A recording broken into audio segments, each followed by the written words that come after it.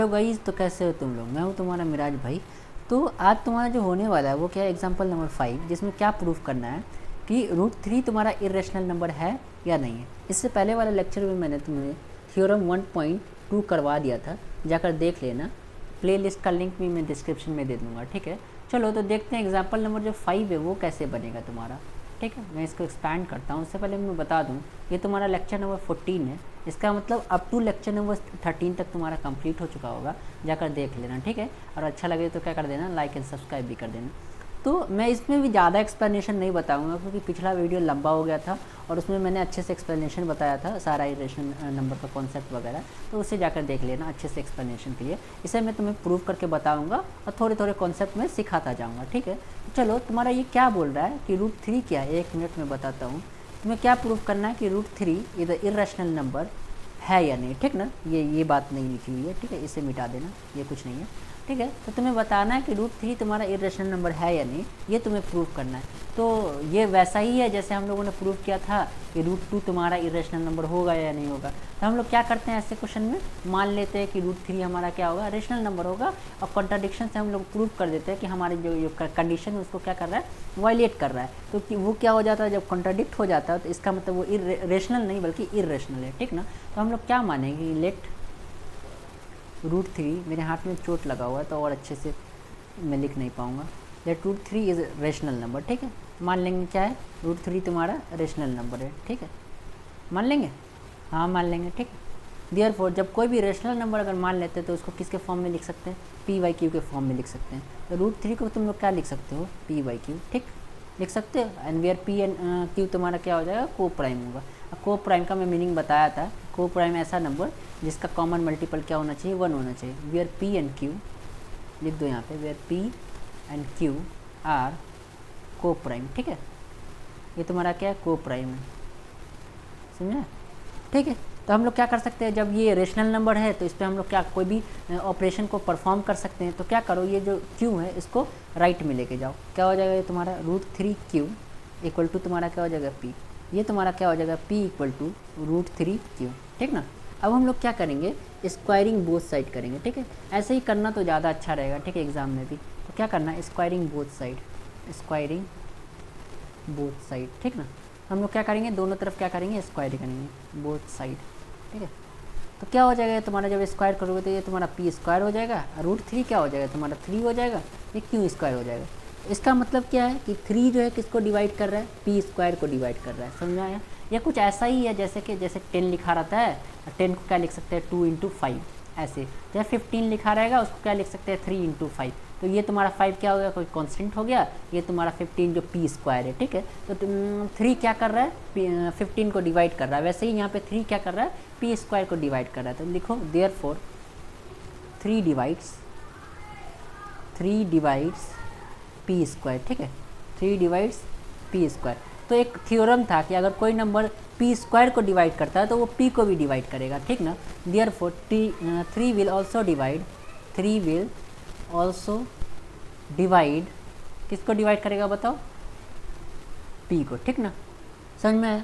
अब हम लोग क्या करते थे कि p को क्या ले लेते थे, 3c ले लेते थे, ठीक ना। ले सकते हैं क्योंकि ये p को डिवाइड कर रहा है। अब कितने टाइम में कर रहा है हमें पता नहीं, तो हम मानेंगे कि वो कांस्टेंट टाइम में कर रहा है। तो p जैसे 15 को क्या लिख सकते हैं, 3 × 5, वैसे ही हम लोग p को क्या लिख सकते हैं, 3 × c, क्योंकि हमें पता नहीं है कि कितने टाइम में कर रहा है, तो कोई कांस्टेंट टाइम में कर रहा होगा, ठीक है। इसको पुट करोगे तुम किसके, ये इक्वेशन में पुट कर लेना, ठीक है।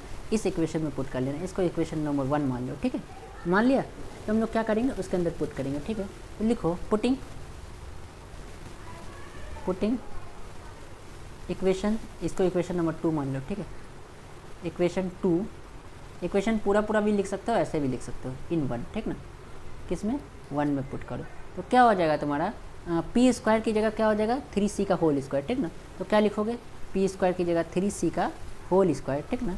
और तुम्हारा दूसरा क्या था, राइट हैंड साइड में 3q स्क्वायर था, ये देखो 3q स्क्वायर। तो हम लोग लिख सकते हैं 3q स्क्वायर, यस, ठीक है। क्या लिख सकते हैं, 3q स्क्वायर। थोड़ी राइटिंग गंदी तो मेरी होती ही है, और आज हाथ में चोट लगा हुआ तो और भी गंदी होगी, ठीक ना, संभाल लेना बेटा। ये क्या हो जाएगा तुम्हारा, 9c का स्क्वायर हो जाएगा। ये तुम्हारा क्या हो जाएगा, 3q स्क्वायर, ठीक है। अब क्या करो, 3q को, 1 मिनट रुक जाओ, क्या करो, q स्क्वायर को रहने दो, और जो तुम्हारा 3 है उसको क्या करो, नीचे लेके जाओ। 9c² / 3, ठीक है।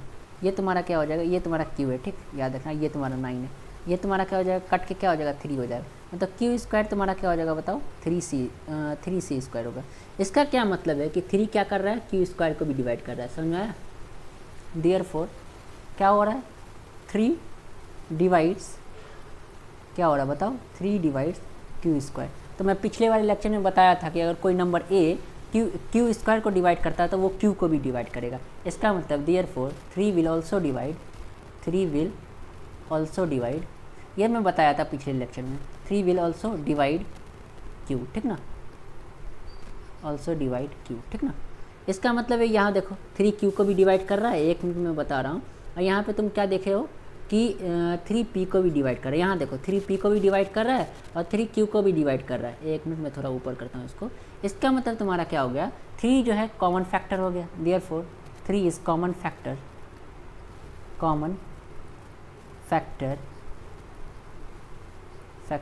Of P and Q. P and Q का क्या हो गया, ये कॉमन फैक्टर हो गया।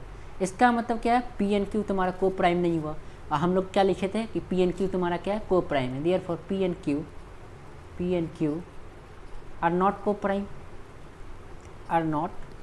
को प्राइम, इसका मतलब हमारा क्या हो जाएगा, अजम्पशन क्या हो जाएगा, रॉन्ग हो जाएगा। इसका मतलब क्या हो जाएगा, देयरफॉर आवर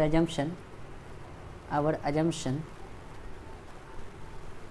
ये सब तुम्हें याद होनी चाहिए, ऐसे कैसे लिखते हैं, अजम्पशन डैट क्या कि √3 इरेशनल नहीं, इज रेशनल, ठीक, 1 मिनट, इज रेशनल, हम यही माने थे ना कि रेशनल है, वो क्या हो जाएगा तुम्हारा, रॉन्ग हो जाएगा। मैं थोड़ा ऊपर करता हूँ, ठीक है, वो क्या हो जाएगा तुम्हारा, इज़ रॉन्ग। ये बात समझ में आ रही है, हाँ समझ में आ रही है। तब क्या हो जाएगा, अगर कोई चीज़ रेशनल नहीं है तो क्या हो जाएगा, इरेशनल हो जाएगा। देयरफॉर √3 क्या हो जाएगा तुम्हारा, इज इरेशनल, समझ में, बाई कॉन्ट्राडिक्शन, यहाँ पे लिख देना बाई कॉन्ट्राडिक्शन, क्योंकि हमारा जो अजम्पशन था उसको क्या कर रहा है, कॉन्ट्राडिक्ट कर रहा है, कॉन्ट्राडिक्शन। 1 मिनट, कॉन्ट्राडिक्शन और बड़ा लिखाएगा, कॉन्ट्राडिक्शन, ठीक है। इसका मतलब क्या हो जाएगा, हो गया तुम्हारा। तो यही प्रूफ करना था तो हम प्रूफ कर दिए, ठीक है। मैं एक बार और समझाने की कोशिश करता हूँ कैसे होगा, ठीक है। 1 मिनट, मैं पहले क्या ले लूँ, कलर ले लूँ, ठीक है, तुम समझ लोगे, एकदम ही ईजी है, कुछ है नहीं इसके अंदर। मैं बताता हूँ, देखें तुम्हें क्या करना था कि √3 को इरेशनल प्रूव करना था। तो हम लोग क्या करेंगे ऐसे केस में, √3 को क्या मान लेंगे, एक रेशनल नंबर मान लेंगे, ठीक है। जब कोई भी रेशनल नंबर होता है तो उसको क्या कर सकते हैं, p/q के फॉर्म में लिख सकते हैं, और वियर p एंड q तुम्हारा क्या हो जाएगा, को प्राइम नंबर हो जाएगा, ऐसा नंबर जिसका कॉमन फैक्टर क्या होना चाहिए, 1 होना चाहिए। अब तुम इस पर ऑपरेशन क्या करोगे, अप्लाई करोगे, तो क्या हो जाएगा तुम्हारा, कुछ ऐसा आ जाएगा। फिर से तुम स्क्वायरिंग करोगे तो कुछ ऐसा आ जाएगा। इसका मतलब क्या हो जाएगा, तुम्हारा 3 क्या कर रहा है, डिवाइड कर रहा है किसको, p² को। इसका मतलब क्या है, 3 ऑल्सो डिवाइड करेगा p को, ठीक है। p² को अगर डिवाइड कर रहा है तो p को भी डिवाइड करेगा। उसके बाद हम लोग क्या करेंगे, p को 3c के बराबर मान लेंगे, ठीक है। क्यों कैसे ये तुम मान रहे हो कि देखो, अगर 15 को क्या लिख सकते हैं, 3 × 5, तो यहाँ पे हमें पता है कि 5 टाइम में कर रहा है, लेकिन यहाँ पे हमें पता नहीं है कि क्या कौन से टाइम में कर रहा है, तो हम लोग क्या मान लेंगे, 3 × c, समझे, मतलब कोई कांस्टेंट टाइम में कर रहा होगा डिवाइड, ठीक ना। अब इसी इक्वेशन को हम लोग क्या करेंगे, ये जो इक्वेशन 2 आया उसको 1 में पुट करेंगे। 1 तुम्हारा क्या था, ये तुम्हारा 1 था, ठीक है। जब इसमें पुट करोगे तो क्या आ जाएगी, कुछ ऐसी वैल्यू आ जाएगी तुम्हारी, ठीक ना, कुछ ऐसी वैल्यू आ जाएगी। तुम इसको जब स्क्वायर करोगे तो 9c² आ जाएगा, ठीक है। तुम क्यू² को लेफ्ट में रखो, उसके बाद तुम करो तो कुछ ऐसा आ जाएगा। इसका मतलब तुम क्यू² को 3c के फॉर्म में लिख सकते हो। इसका मतलब क्या है तुम्हारा कि 3 क्या कर रहा है, क्यू² को डिवाइड कर रहा है, यानी 3 क्या कर रहा है, क्यू को भी डिवाइड करेगा। और 3 प्रीवियसली किसको डिवाइड कर रहा था, p को भी डिवाइड कर रहा था, अब q को भी डिवाइड कर रहा है। इसका मतलब 3 क्या है, कॉमन फैक्टर है किसका, p का एंड q का। इसका मतलब p एंड q के पास क्या है, p एंड q के पास एक कॉमन फैक्टर है। इसका मतलब p एंड q क्या हो जाएगा, तुम्हारा को प्राइम नहीं हो गया।